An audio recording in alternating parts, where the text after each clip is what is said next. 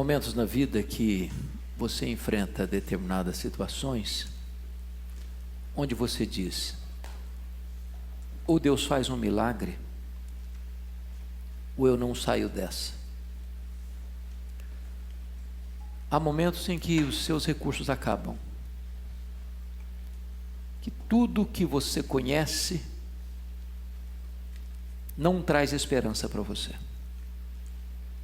Você chega no fim da linha, no fundo do poço. Nesta hora, e mesmo assim, você ainda pode ter esperança. O texto que nós vamos ler fala sobre isso. Abra sua Bíblia em Lucas,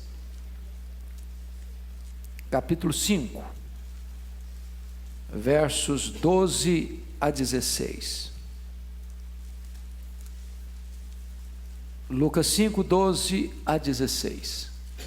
E esse texto diz assim: aconteceu que, estando ele, Jesus, numa das cidades, veio à sua presença um homem coberto de lepra.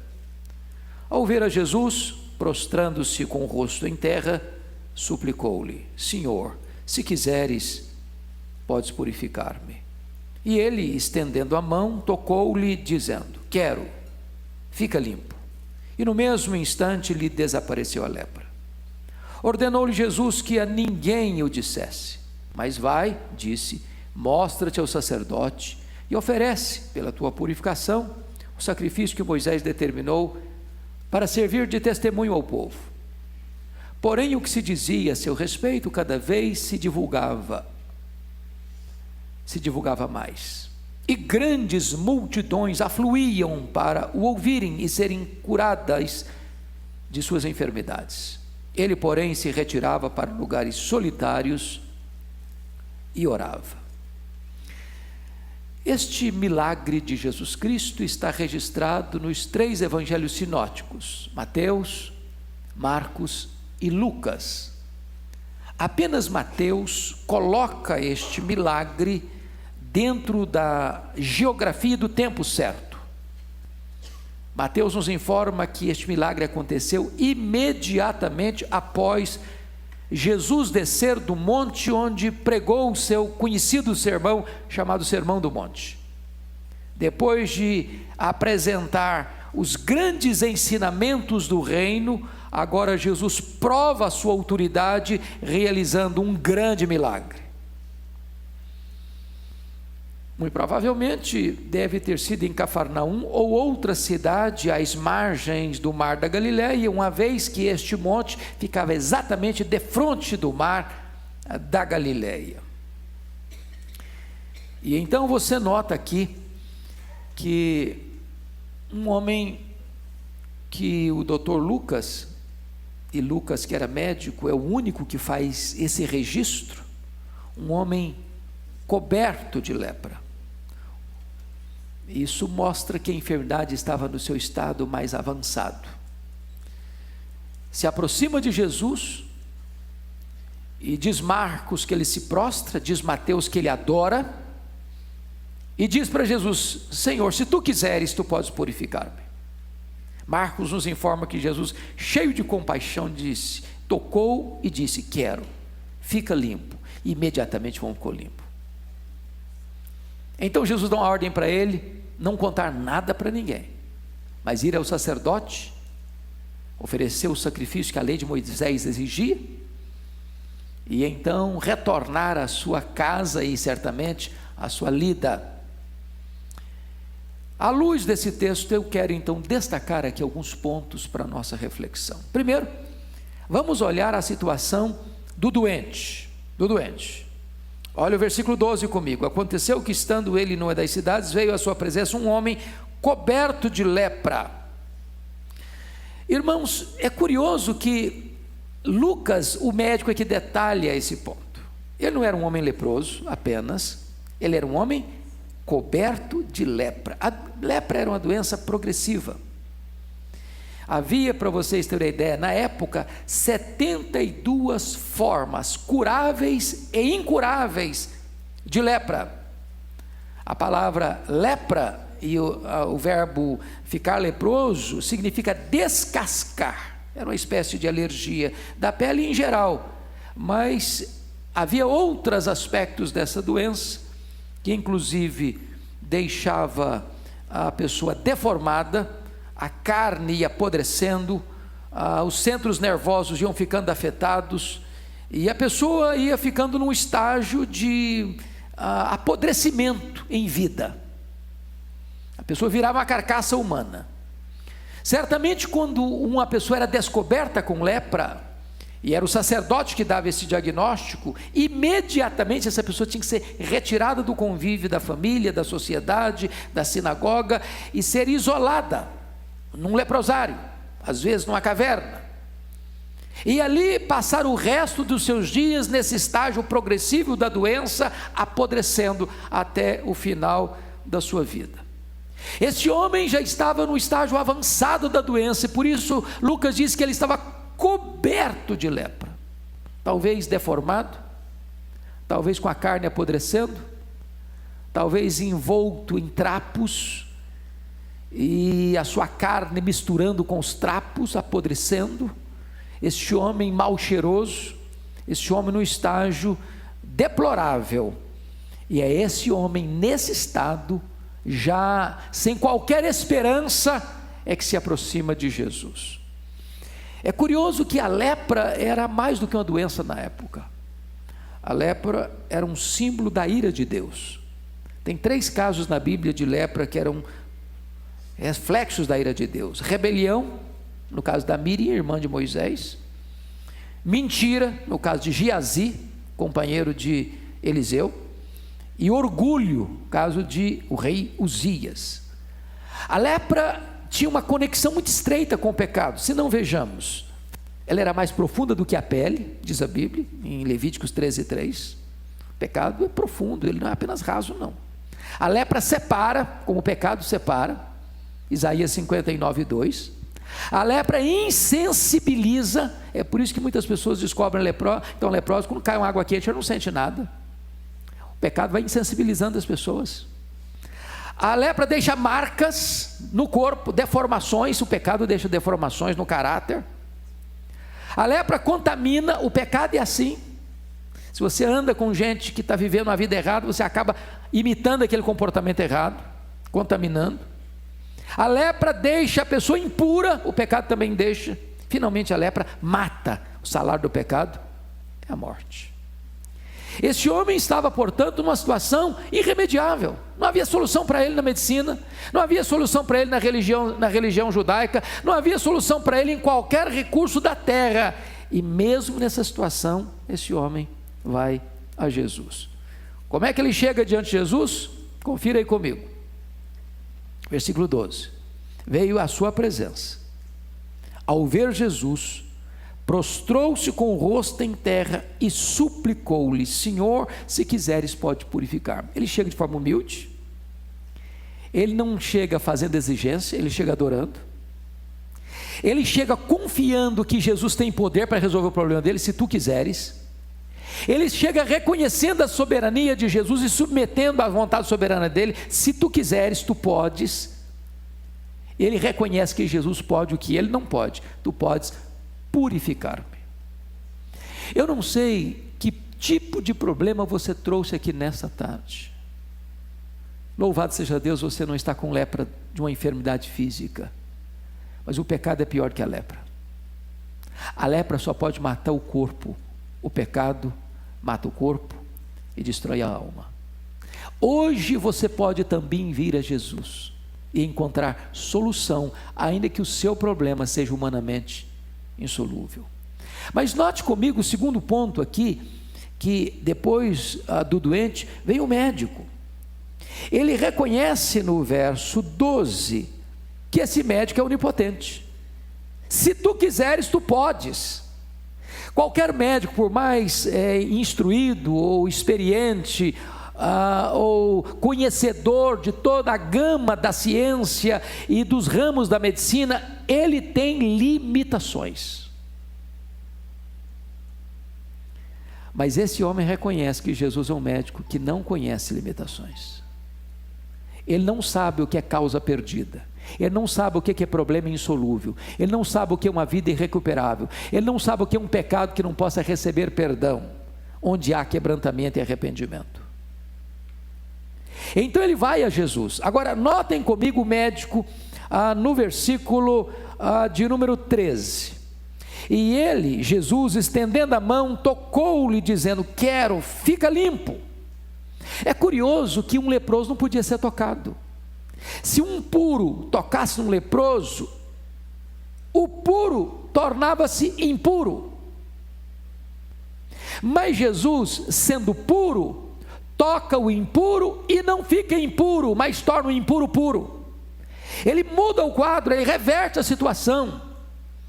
Mas Marcos nos informa que o Senhor Jesus toma duas atitudes. Primeiro, ele se compadece daquele homem. Segundo, ele toca aquele homem. Por que Jesus toca aquele homem? Por que Jesus não o cura à distância como curou os outros 10 leprosos? Para mostrar uma coisa para nós: Jesus é capaz não apenas de curar a sua enfermidade, Ele é capaz de se compadecer de você. Ele é capaz de sentir a sua dor. Ele é capaz de se identificar com você no seu sofrimento. Ele é capaz de dar um passo a mais e além e dizer o seguinte: mesmo que você esteja apodrecendo, como aquele homem estava apodrecendo, eu me importo com você. Para mim você tem valor, para mim você é importante. A palavra tocar na língua grega aqui não é apenas um toque de leve e sem, até com repulso, até como às vezes você e eu fazemos.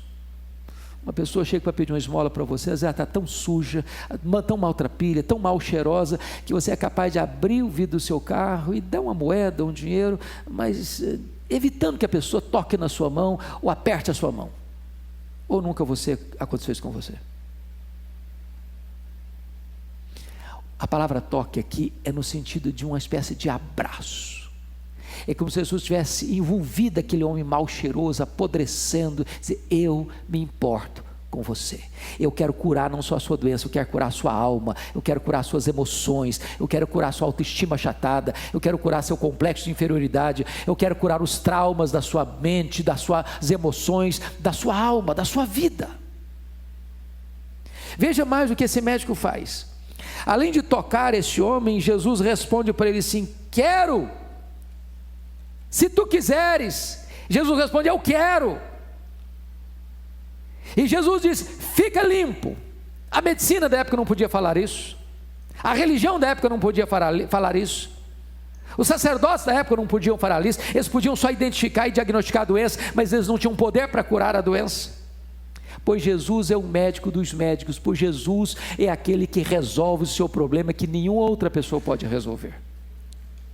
É aquele que pega você na situação mais adversa da vida e diz: para você não tem saída na sua família, na medicina, na psicologia, nas filosofias humanas, na religiosidade humana, mas aquilo que os homens não podem fazer por você, eu posso fazer e vou fazer e faço agora. Fica limpo. Fica limpo. A terceira coisa que eu chamo a sua atenção aqui no texto é a cura. Veja você comigo, por gentileza, no versículo 13, está escrito assim: e no mesmo instante lhe desapareceu a lepra. A lepra era uma coisa tão grave lá naquele primeiro século, que a cura de um leproso era considerada pelos judeus uma ressurreição. Quando alguém ficava leproso, já podia assinar o atestado de óbito, só não precisava marcar o dia. Não dá para marcar o dia, mas o atestado de óbito já podia ser assinado. Não era reversível essa doença, era impossível que alguém pudesse ser curado de uma maneira natural da medicina. E o texto nos informa que não foi depois de uma semana, nem foi depois de um mês, não foi depois de um ano, não foi depois de um tratamento longo. Diz o texto que imediatamente o homem ficou curado, lhe desapareceu a lepra. Mas isso implica outras coisas, irmãos. Isso implica que aquele homem, se já estava todo coberto de lepra, ele já estava deformado. Certamente as cartilagens não existiam mais, O nariz, as orelhas, os lábios, a ponta dos dedos, tudo isso estava já contaminado, tudo isso já estava deformado, e Jesus refaz esse homem, Jesus repagina esse homem, Jesus devolve a esse homem o seu estado anterior, Jesus faz um milagre pleno e completo, não só fazendo com que a enfermidade desaparecesse, mas o seu corpo fosse restituído e restabelecido. Eu quero dizer para você que a sua cura hoje pode ser completa. Eu quero dizer hoje para você que, por pior que seja a situação que você entrou aqui, com os seus dramas, com as suas angústias, com os seus traumas, com os seus recalques, com as suas dores, com os seus pecados, com as suas mazelas, com as suas quedas, com os seus fracassos, Jesus está aqui hoje e Ele é poderoso para reverter a situação mais difícil da sua vida e trazer para você cura completa, libertação plena. Libertação plena. Mas há uma outra coisa que eu quero destacar no texto. Veja comigo o que Jesus disse para ele no verso 14, é o testemunho. Ordenou-lhe Jesus que a ninguém o dissesse, mas vai e disse: mostra-te ao sacerdote e oferece pela tua purificação o sacrifício que Moisés determinou para servir de testemunho ao povo. Jesus dá duas ordens para ele, uma compreensível, outra parece que não. Imagine uma pessoa que está sentenciada à morte, é curada, é restabelecida, e agora quem o curou diz: não conta nada para ninguém não. Ele não conseguiu cumprir essa ordem, ele contou para todo mundo, ele saiu propalando isso. O que é curioso é que às vezes hoje Jesus diz: vai e conta para todo mundo, e a gente se cala. Hoje o pastor Ival disse aqui que 93% dos crentes hoje nunca levaram uma pessoa a Cristo.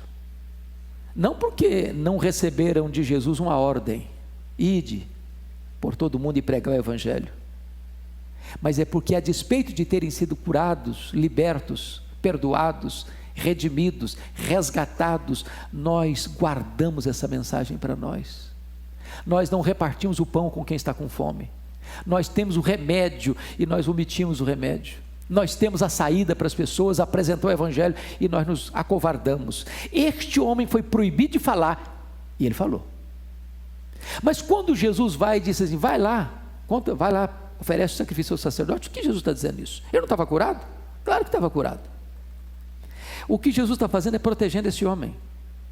Se esse homem retornasse desse local para a sua casa, ele poderia ser rejeitado. As pessoas podiam olhar para ele com censura, com milindres. Era o sacerdote que dava o diagnóstico da doença e era o sacerdote que liberava a pessoa da doença. Não, está curado, pode voltar. Era como se ele tivesse um certificado de cura, é como se ele tivesse uma garantia de que ele podia retornar à sua família, ao seu trabalho, à sinagoga, aos seus encontros sociais, sem qualquer possibilidade de alguém olhar para ele: não, você não pode entrar aqui, porque você pode ter ainda lepra, você de fato talvez ainda não tenha sido curado. Jesus está protegendo este homem com esta ordem. Isso é um testemunho de que o milagre de Jesus é verificável, é público e é real. O que Jesus pode fazer na sua vida, como fez na vida daquele homem, não é alguma coisa subjetiva apenas, é algo concreto, tangível, palpável, real, que as pessoas podem ver e podem testificar que o milagre de fato aconteceu na sua vida. Mas notem vocês um outro aspecto, um quinto aspecto nesse texto, que é o impacto que isso produziu. Versículo 15: porém o que se dizia a seu respeito cada vez se divulgava mais, e grandes multidões afluíam para o ouvirem e serem curadas de suas enfermidades. Em outras palavras, quando Jesus faz uma obra de transformação, de cura, de libertação, de restauração na sua vida, isso se torna notório para outras pessoas. E quando outras pessoas veem: eu conhecia você, olha como você mudou, o que aconteceu na sua vida? Você está tão diferente, o que aconteceu? E as pessoas começam a olhar para você. e vem essa mudança, e vem esse milagre, e vem essa libertação, e vem essa cura, e vem tudo aquilo que aconteceu de glorioso na sua vida. Elas querem também, elas querem experimentar isso também, e elas se interessam por isso também, e elas querem ouvir a mesma mensagem também, e elas querem receber o mesmo milagre também, e por isso diz que grandes multidões afluíam para ouvi-lo e para serem curadas.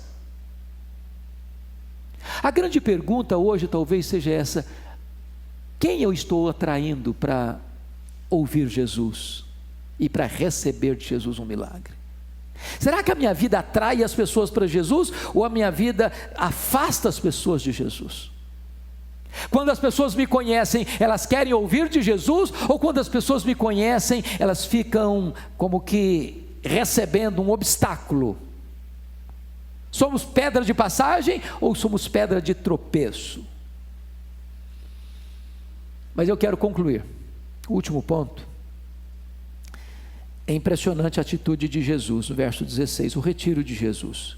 Em face de grandes multidões afluírem para o ouvir e para serem curadas de suas enfermidades, o verso 16 responde: ele, porém, se retirava para lugares solitários e orava.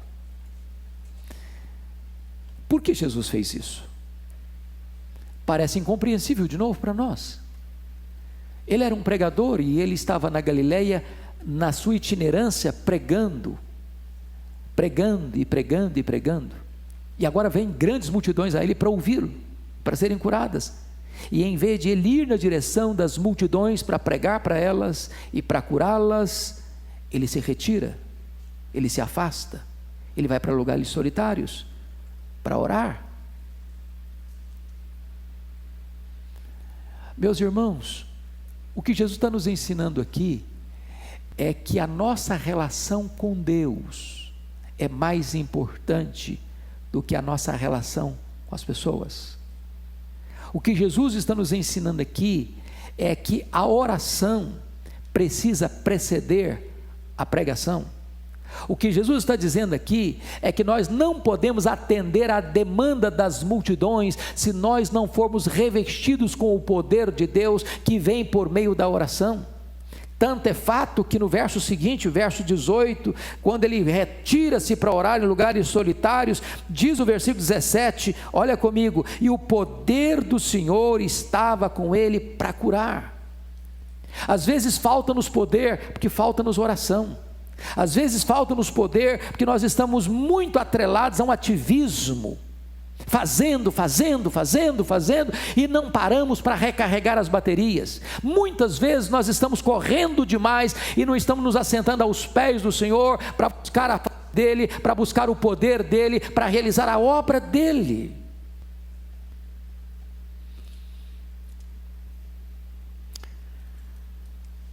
Eu quero dizer para você que Jesus é o mesmo. E talvez alguém aqui está aflito, e talvez alguém está aqui precisando de um milagre na sua vida. Talvez alguém está aqui hoje dizendo: Senhor, ou o Senhor faz um milagre e eu não vejo saída. Pois se você for a Ele com o coração quebrantado, tenha certeza, Ele se compadece de você.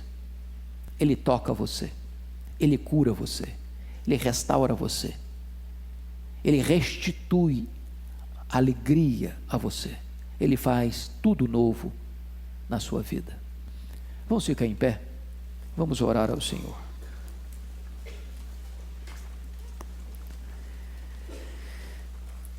Deus, nós te agradecemos, porque este episódio ocorrido no ministério de Jesus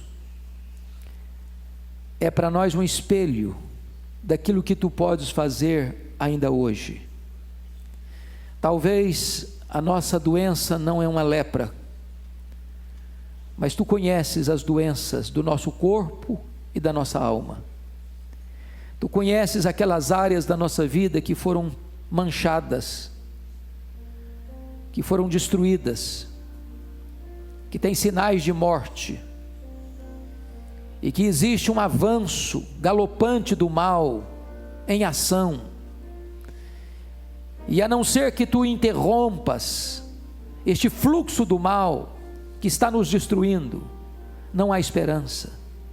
Mas nós estamos aqui, na dependência da tua graça, humilhados, prostrados aos pés do Salvador, dizendo a Ele: Senhor, se tu quiseres, tu podes purificar-me.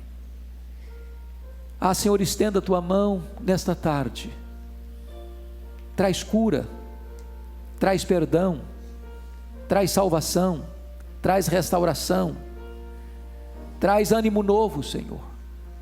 Levanta o caído, ergue o prostrado, tira da caverna da morte aquele que está indo a passos largos para uma perdição eterna, e traz esperança para os desesperançados, em nome de Jesus e para a glória de Jesus. Amém.